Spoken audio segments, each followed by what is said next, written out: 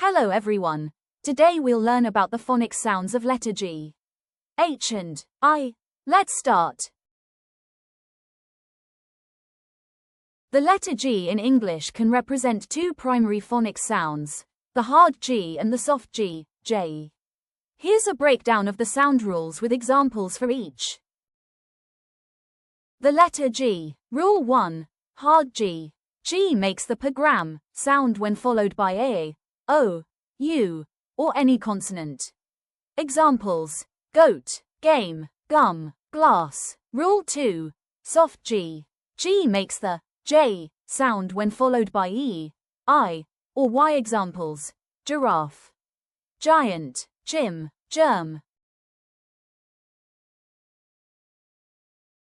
Letter H. Rule. H makes the h sound at the beginning of a word. It's a soft, breathy sound. Examples: hat, house, horse.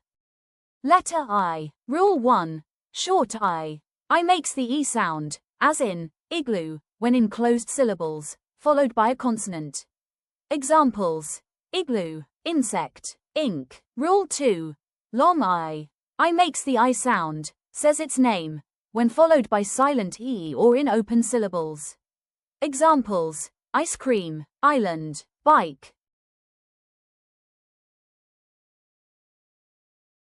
If you enjoyed this video, don't forget to like, subscribe, and hit that bell icon. Thanks for watching, and I'll see you next time.